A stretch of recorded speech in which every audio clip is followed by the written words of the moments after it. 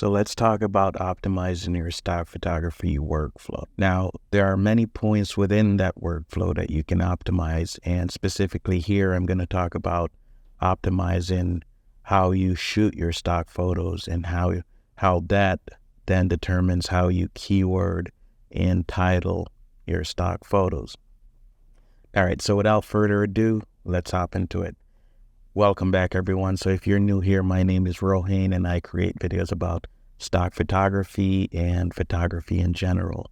So if you like that kind of stuff, subscribe to the channel. All right, let's get to it. So I just want to quickly go over how I go about shooting my stock photos. And that is, I shoot with the intention of batch processing, right? So when I'm shooting photographs, I think about how can I shoot, let's say, 10 photos that will have the same title and the same keyword, yet are distinct photos.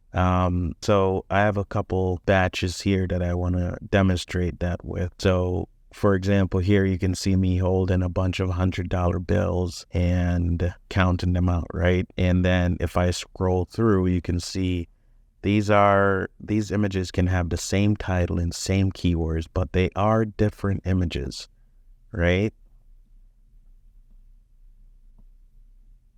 They are different images, but I'm going to put the same title and the same keyword in all of these images, just to make the process of putting metadata simpler.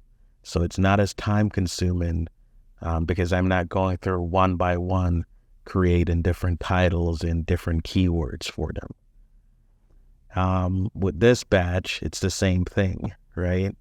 So these are all distinct images, but similar enough to have the same title and the same keyword. In doing it this way, it makes your life a lot easier, and it makes keywording and titling images a lot easier, because let's look at all of these batches. I have, let's see, we'll call this batch 1, batch 2, batch 3, batch 4, batch 5, batch 6. All right, so I have 6 batches. So in essence, I'm only really titling and keywording 6 photos instead of what I have here, 47. So when you look at it that way, that's a lot easier, right? Let's look at this sequence. So all of these are different images. Some are very similar, but they are different, but they can have the same title and the same keywords. Similarly, here, and the same with this one here. Mother dropping daughter off at school, something like that. Yeah.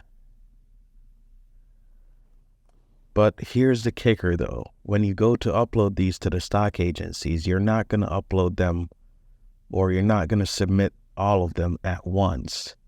So you would just come through and select a few from the different batches. So for example, from batch 1, I would select, a couple that are very distinct. And then from batch 2, I would do the same thing. Batch 3, same thing. And I would continue that process out. And then I would submit those images and then have the reviewers review them. And, more than likely they will, if they are good images free of noise and artifacts and all of that, and they meet the technical requirements of the stock agencies, they will get accepted. And then the next day or after they get accepted, you do the same thing, and so forth and so on until you've completed that upload process. If you upload them all at once, you are going to get rejected on grounds, well, at least some of them will get rejected on the grounds of similar content. You don't want to do that, right? Because you're going to be wasting your time. You've went out, you've photographed all of these images, and now they're rejected because they're quote unquote too similar. We all know that stock photography is in large part a numbers game, and we have to find ways to get numbers up without spamming, of course. I would not call this spamming. These are indeed distinct photos, but from the eyes of a reviewer that are reviewing, however many thousands of photos that they're reviewing, they might consider them to be similar content. But you put in the work, you know that these are different images, and you want them to be accepted. So don't upload them all at once. Upload in batches. So that's the key takeaway. You're going to shoot with batch processing in mind, right? And then you're going to keyword and title in batches. So let's choose one of these to keyword. So I'm gonna go for this batch here, and I'm gonna use a new program that I'm developing using artificial intelligence, right? Big buzzword nowadays, AI. So let's hop over to that new tool that I'm creating. So here I am. It's basically a tool that will generate. I'm not going to give too much away, right? I'm not going to give too much away until I'm finished with the application. So I've already come up with a title for that photo or that series of photos. So here you can see I just basically said close up of hands of African American man sitting at table counting $100 bills, right? Then I'm going to generate keywords. It's going to give me keywords and description for that photo. And here we can see we have the keywords and we have the description. And it seems we have a couple duplicates. I can just hit remove duplicates and that's gone. So we have African American man, hands close up table, counting $100 bills, money, finance, wealth, success, business, entrepreneur, investment. These are very good keywords, right? And if I felt that I wanted to, rearrange some of this, for example, if I wanted to put income first, I can do that, but I won't. And let's see. Yeah.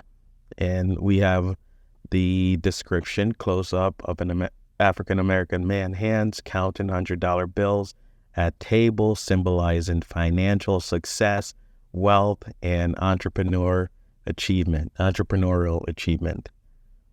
Excellent. Now, if I wanted to, I can come over here and just upload the images and apply the metadata to it. Or I can create like an Adobe stock CSV file or a Shutterstock CSV file. But for now, I'm just going to copy the keywords and we're going to go back over to Lightroom. We're going to select the image, so this one, and then come over to keywords. All right, so we're just going to paste those keywords, hit enter, and we have all of our keywords in the order that we want them. And same thing we're going to do for the title and the caption. We're going to come back, copy that title, and we're going to do the same thing with the caption.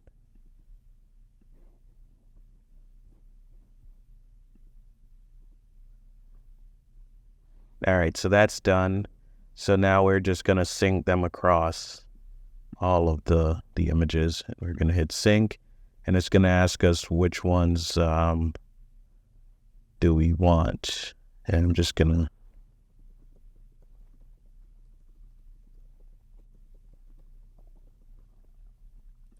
and copyrighted. Okay, so that all looks good. And synchronize. And there we go. Boom. All of these have the same keywords and titles and captions. And now I can just upload all of those to the stock platforms. So that is it, guys. I hope that was helpful in some ways. And I think this process is a good way for you to get your numbers up and, don't pull your hair out while you're trying to keyword 100 photos, right? If you shoot in this way, and let's say you shoot 10 photos per session, if you have 100 photos, you're only really keywording 10 images. Anyways, if you found this helpful or informational, please subscribe to the channel, like this video, and ring the notification bell so you don't miss a video. And until next time, have a good one.